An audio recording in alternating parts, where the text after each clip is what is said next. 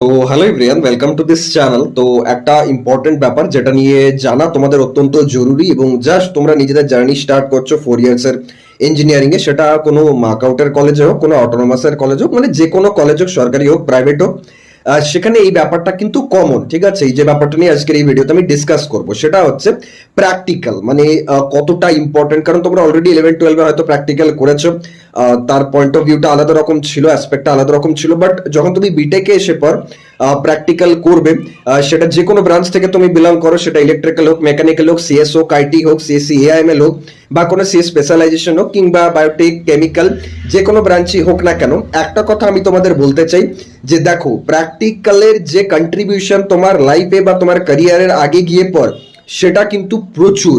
মানে জেনুইনলি বলছি, আমি নিজের কথা যদি বলি, এখন অব্দি আমি ইন্টার্নশিপ বা ট্রেনিং এর কথা যদি বলি, তাহলে অ্যারাউন্ড 5 থেকে 7 জায়গা থেকে আমি কিন্তু করেছি experiences, like CLW Chittaranjan workshop, Howrah workshop, যেখান থেকে পুরো হাওড়া স্টেশনে আর কি লাইন যায়, মানে পাওয়ার সাপ্লাই যায়, কাঁচড়াপাড়া ওয়ার্কশপে করেছি, দেন সাউথ ইস্টার্ন রেলওয়েতে করেছি, ইস্টার্ন রেলওয়েতে করেছি, আইআইটি কেজিবি থেকে করেছি মেশিন লার্নিং এর ওপর।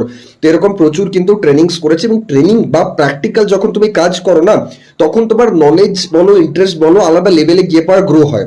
এবং তার কিছুটা পার্ট তুমি তোমার কলেজের যে প্র্যাকটিক্যাল ল্যাব, সেখানে কিন্তু দেখতে পাবে কিছুটা সংখ্যায়। ঠিক আছে, পুরোটা বলছি না, কিছুটা আইডিয়া পাবে। Now there is one more thing, কি প্র্যাকটিক্যাল ল্যাব যে খাতা হয়, সেটাও তোমাকে কিন্তু লিখতে হবে। ঠিক আছে, এটা রেগুলার কিন্তু তোমাকে লিখতে হয়। তো আমি তোমাদের একটাই ব্যাপার বলতে চাই, যে কলেজের যে অ্যাটেন্ডেন্সের প্রেশারটা থাকবে না 75%, সেটাকে ম্যানেজ করা পসিবল, এবং কিভাবে ম্যানেজ করবে সেটা আমি অন্য একটা ভিডিওতে কভার করে দেবো। বাট আপাতত এটাই বলে রাখছি, যে কারোর যদি এটা মাইন্ডসেট আছে যে দাদা আমি অতটা কলেজ যাবো না, বা আমার বাড়ি থেকে দূর, বা দাদা আমি বাড়িতে পড়াশোনা করবো, বা আমি গেটের জন্য পড়বো, বা ডাব্লিউবিজির জন্য পড়বো, তোমার যেটা ইচ্ছা তুমি করতে পারো। একটা মানে 75% অ্যাটেন্ডেন্স ডিসেন্ট মেনটেন রেখে পর, কিন্তু কোনোদিনও প্র্যাকটিক্যাল ল্যাব যে ক্লাসেস থাকবে সেটাকে অ্যাবসেন্ট কিন্তু করো না, ফার্স্ট। আর সেকেন্ড ব্যাপার হচ্ছে, প্র্যাকটিক্যাল ল্যাব যেটা লিখে তোমাকে টিচারকে দিয়ে চেক করাতে হবে, ফ্যাকাল্টিকে দিয়ে, ল্যাবের ফ্যাকাল্টিকে দিয়ে, সেটাও রেগুলারলি করবে, ওটাও কিন্তু মিস করবে না। কারণ প্র্যাকটিক্যালে যদি ফেল এসছে, প্র্যাকটিক্যালে যদি সাপ্লি এসছে, তাহলে কিন্তু তোমার ইয়ার ল্যাগ হবে। এটা কিন্তু রুল, মার্কআউট অ্যাফিলিয়েটেড যত কলেজেস আছে সব জায়গায়, নট অনলি মার্কআউট, সব জায়গায় এটাই রুল। এটা কিন্তু মাথায় রেখো, এবং নিজেদের বন্ধুদের সাথে এই ভিডিওটা শেয়ার করে দাও। Thank you.